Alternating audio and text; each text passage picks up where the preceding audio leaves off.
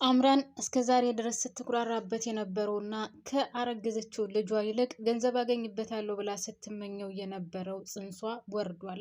ኤርሚያስ አስወርዶታል።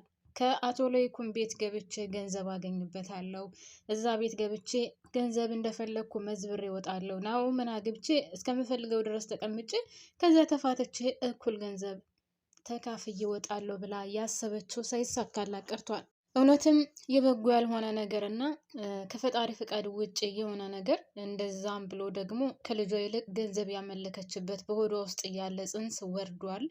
የሚሆነበት ምክንያት ደግሞ በኤርሚያስ ምክንያት ነው። ኤርሚያስ እንግዲህ ሁላችንም እንደምናውቀው ለሴቶች ያለው አመለካከትና ለሴቶች ያለው ሁሉ ነገሩ በጣም ተቀይሯል።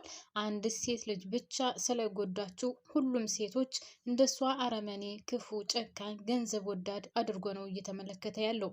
ነገር ግን ሁሉም አንድ አይነት አይደለም። ውድ ቤተሰቦች አንድ ሰው ካጠፋ ሁሉም ሰው መሰደብ አለበት? አንድ ሰው ስህተተኛ ስለሆነስ ሁሉም ሰው ስህተተኛ ነው ማለት ነው እንዴ? በጭራሽ። ሁሉም ሰው ይሳሳታል አይደል? የሰው ልጅ መቼም ሳይሳሳት አይኖርም። ስለዚህ እንግዲህ የመጀመሪያ ፍቅረኛው አልፈልግህም፣ ገንዘብ የለህም ብለው ብትሄድም ከሷ በኋላ ያሉትን ሴቶች በሷ ምክንያት ማሰቃየቱ እኔ ተገቢ ነው ብዬ አላስብም። ለሴት ልጅ ቅንጣት ታክል ርህራሄ የሚባል ነገር የለኝም ከመበቀል ውጭ እያለ ነው ኤርሚያስ። ሰላም ሰላም፣ ጤና ይስጥልኝ ውድና የተከበራችሁ ውድ ቤተሰቦቼ እንዴት ናችሁልኝ? ሰላም ናችሁ? በያላችሁበት ሰላማችሁ ብዝዝት ትረፍርፍ ይበልልኝ። ወደ ቻናሌ ስለመጣችሁ ከልብ አመሰግናለሁ። ፈጣሪ በያላችሁበት እየጠብቃችሁ። ፕሊዝ የቪዲዮ አዲስ ከሆናችሁ ወይም ደግሞ ቪዲዮ ሲደርሳችሁ ላይክ ማድረጋችሁን አትርሱ። ነባር ቤተሰቦች አዲሶች እንግዲህ ሰብስክራይብ እያደረጋችሁ ተቀላቀሉ። ቤተሰብ ሆኖ ላይክ፣ ሼር፣ ሰብስክራይብ ስለምታደርጉልኝ ደግሞ እውነት ከልብ የመነጨ ምስጋና ለእናንተ ይሁን። ላለው ከልብ ነው የማመሰግነው። እንግዲህ ወይዘሪት አምራን ወይም ደግሞ ወይዘሮ አምራን ጽንሷ ወርዷል። ከኤርሚያስ ቤት በጣም እያስጠነቀቃትና እያስፈራራ ስለነበረ ኤርሚያስ የራቁት ፎቶ ይዞ ማለት የራቁት ሳይሆን ያው ከሱ ጋር ተኝታ የነበረውን ቪዲዮ ይዞ ስለነበረ እንግዲህ በሱ እያስፈራራት ነው። በሱ ያስፈራራት ደግሞ ምንም አማራጭ ስላልነበራት እና ሌት ተቀን እንቅልፍ ስለነሳት ስለዚህ አንድ ሀሳብ ይመጣላታል። እሱም የቤቱን ቁልፍ እሷ ታስቀርጽና ከራሷ ታደርጋለች። ግን እኔ ግራ የገባኝ የት አገኘችው ነው ወይስ ከዛ ቤት ሳትወጣ በፊት መጀመሪያውኑ ቁልፉ ነበራት? አይዶን ነው። ለማንኛውም የቤቱን ቁልፍ አስቀርጻ ለራሷ ይዛ ኤርሚያስ በሌለበት ትገባለች። ከዛ ቤት ገብታ ውድ ቤተሰቦቼ እንግዲህ ያን የያዘባትን ቪዲዮ አገኛለሁ መስሏት እሷ ምን ሞኝ ነው ዝም ብሎ ከማንኛውም ቦታ የሚያስቀምጥ መሰላት። ከስልኩ ያላስቀመጠ መቼውንም ቢሆን ከሚገኝ ቦታ ወይም ከቅርብ ቦታ ያስቀምጠዋል ማለት ዘበት ነው። ለማንኛውም እንግዲህ አምራን ከኤርሚያስ ቤት ከፍታ ገብታ ስትበረብር ወይም ስትፈልግ ኤርሚያስ ይደርስባታል። እግዚኦ ሲያስፈራ እናንተ! ስማም ቄሪር ነው ያለው ፊቱ ምናምን ነገር በቃ አይኑ ፍጥጥጥ ነው ያለውና እንግዲህ ድንገት እንዳያት ምን እያደረግሽ ነው? ለምን ገባሽ? እንዴት ገባሽ? ቁልፍ እየታገኘሽ ብሎ ሲያጨናንቃት ያው ጉልበት የላትም ምንም አማራጭ ስላልነበራት እውነታውን ተናገረች። ቪዲዮውን ስላያስክብኝ ቁልፍህን አስቀርጨው ነበር፣ ስለዚህ መጥቼ ቪዲዮውን እየፈለግኩ ነው፣ አማራጭ እኮ አሳጣኝ፣ ምን ላድርግ ብላ እውነቱን ስትነግረው እሱ ደግሞ እዛ ግብ ግብ ይዛታል። አንገቷን እንቅ አድርጎ ውድ ቤተሰቦች ያው እንግዲህ ውጭ ነፍስ ጌቢ ነፍስ እያለች እያለ እሷም እንግዲህ ግደለኝ ከፈለክ ግደለኝና ገላግለኝ፣ በቃ ከዚህ በላይ ምንም ሲቃይ ሊበዛብኝ አይችልም። እንደው ለካ እውነቷን ነው ኑሐሚን አንተን የጠላችክ፣ አንተ መጥላቷን እኔ በጣም ወድጀላታለሁ። አንተ የምትወደድ ሰው አይደለህም። ስለዚህ ግደለኝና ገላግለኝ፣ ከዚህ በላይ ሲቃይ ሊበዛብኝ አይችልም ብላ ትለዋለች። እሱም በጣም ተናዶ ስለነበር እንግዲህ እንደዛ አንገቷን እንቅ አድርጎ ይዞ ዝም በይ ቢላትም ዝም ልትል አልቻለችም። ስለዚህ በጣም ተናዶ ስለነበረ ኤርሚያስም ግፍት አድርጎ ሲወረውራት እንግዲህ መሬት ላይ ትዘረራለች። ያው እርጉዝ ስለነበረች ወዳው ነበር ደም የፈሰሳት። ከምንም በላይ ግን ማን እንዳሳዘነኝ ታውቃላችሁ ውድ ቤተሰቦች? ናሆም ነው ያሳዘነኝ እውነት። መጀመሪያውንም ቢሆን እያታለለችው ነበር፣ አሁንም ቢሆን እያታለለችው ነው።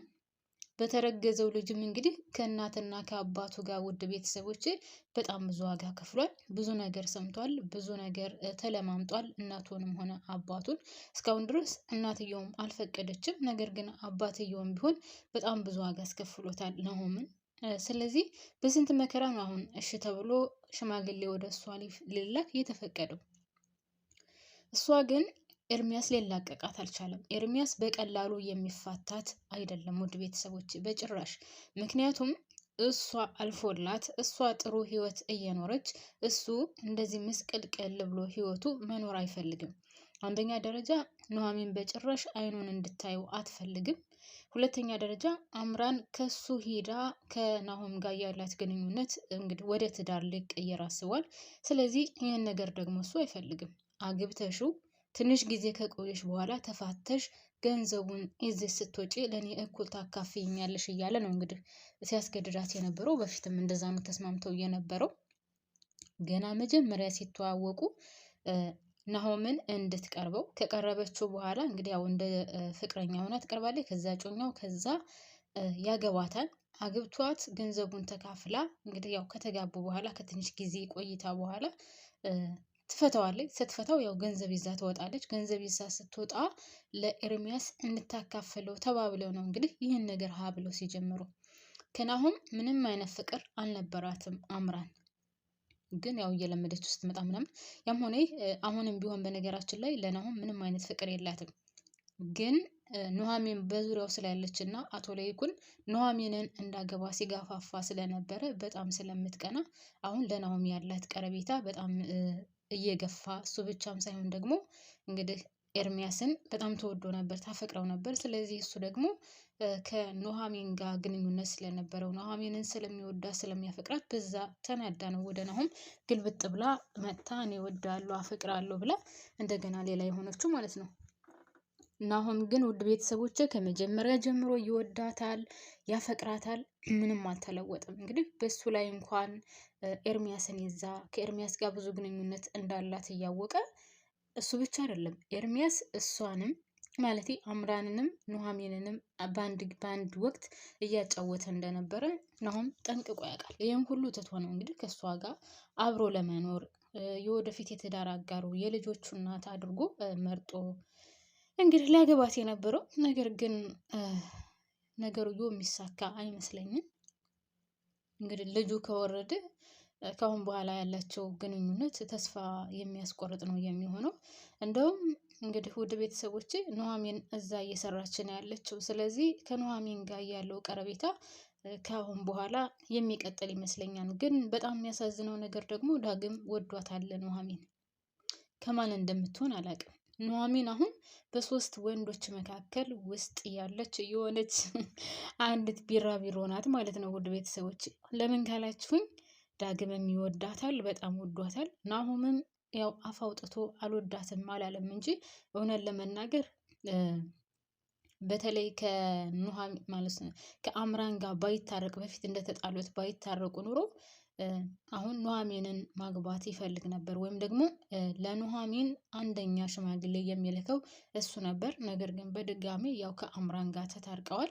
ስለዚህ ምንም አማራጭ የለውም አምራንንና አምራንን ከመምረጥ ውጭ። ነገር ግን አሁን ይሄ ልጅ ነበር የሚያስተሳስራቸው። ልጁ ከወረደና ጽንሱ ከሆዷ ውስጥ ከሌለ ከአሁን በኋላ ያለው ግንኙነታቸው ያን ያክል የሚገፋ አይመስለኝም። ሲቀጥል አቶ ለይኩንም ሽማግሌ ላክሽ ብሎ የፈቀደው በሆዷ ውስጥ ጽንሱ ስላለ እንጂ ለሌላ አልነበረም። አሁን በሆዷ ውስጥ ጽንሱ ከሌለ ምንም የሚያስተሳስራቸው ነገር አይኖርም። ስለዚህ ግንኙነታቸው የሚያቆም ይመስለኛል። ሲቀጥል ምናልባትም ኤርሚያስና አምራን አንድ ላይ ሊሆኑ ይችላሉ። ምክንያቱም አምራን ኤርሚያስን በጣም ትወደዋለች። ነገር ግን አንድ ላይም ቢሆኑ ውድ ቤተሰቦቼ ኑሐሚንንና ናሆምን ለመበቀል ወደኋላ የሚሉት ምንም ነገር አይኖርም። አንድ ላይ ሊሆኑ ይችላሉ። ነገር ግን አንድ ላይ ሆነው ደግሞ በቀልን የሚያሳድዱ የሁለት ዓለም ሰዎች ነው የሚሆኑት ማለት ነው እንጂ ከአሁን በኋላ እርግጠኛ ነኝ ናሆም ከአምራን ጋር ይሆናል ብዬ አላስብም። ያው ለጊዜው ሌላ ሊራራላት ሊያዝንላት ያው ከእሷ ጋር ሊሆን ይችላል። ነገር ግን ወደፊት እንደ እስከ ዛሬው የትዳር አጋሩ አድርጎ አብሯት ይኖራል የሚለው ሌላ ጥያቄ ነው። ምናልባትም ወደፊት የምናየው ይሆናል ማለት ነው ውድ ቤተሰቦቼ።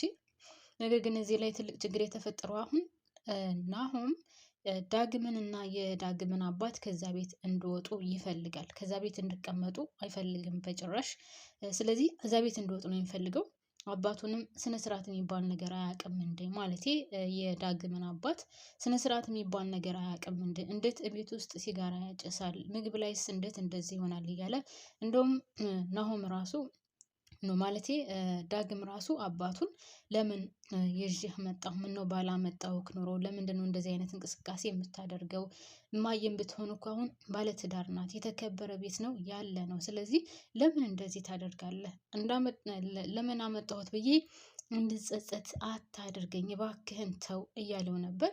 አባትየው ግን በጣም በሚያሳዝን ሁኔታ እናትህ እንዴት አምሮባታል፣ እናትህ ቆንጆ ሆናለች፣ አቶ ለይኩንን ደግሞ በጣም መስኪንና የዋህ ሰው ነው ምናምን እያለ እየቀባዠረ ነው ያለው ማለት ነው። ስለዚህ እሱም ቢሆን አንድ ትኩሳት ነው። በነገራችን ላይ ቤተሰቦች ወይዘሮ ዝናሽ እዚህ ላይ በጣም ታሳዝናለች።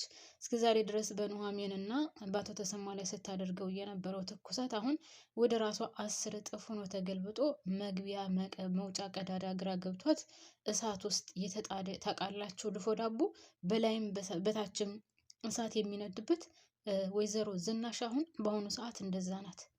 በላይም በታችም እሳት እየነደደባት ነው ያለችው። አሁን ስለ ኑሐሚ የምታስብበትና ስለ ኑሐሚ ምንም አይነት የምታደርግበት ጊዜ አይደለም። ምክንያቱም የራሷ ችግርና የራሷ ጣጣ በጭንቅላቷ እየዞረ ምንም ነገር እንዳታስብ አድርጓታል ማለት ነው። ውድ ቤተሰቦች በተለይ ደግሞ የዳግም አባት ከመጣ በኋላ በስማም በቃ ቀውሳለች ማለት ይቻላል። ይህን ነገር ደግሞ አቶ ለይኩን ካወቀ አስባችሁታል? የአንድ ሰው ህይወት ይጠፋል ብዬ አስባለሁ። ዶክተሮቹ ስለ አቶ ለይኩን ምንም ነገር እንዳትናገሩ፣ ከበድ ያለ ነገር ከሰማ ህይወቱ ያልፋልም እያሉ ነበር። ለማንኛውም ቤተሰቦቼ እኔ እዚህ ላይ ያበቃለሁ። ፕሊዝ ላይክ ማድረጋችሁን አትርሱ።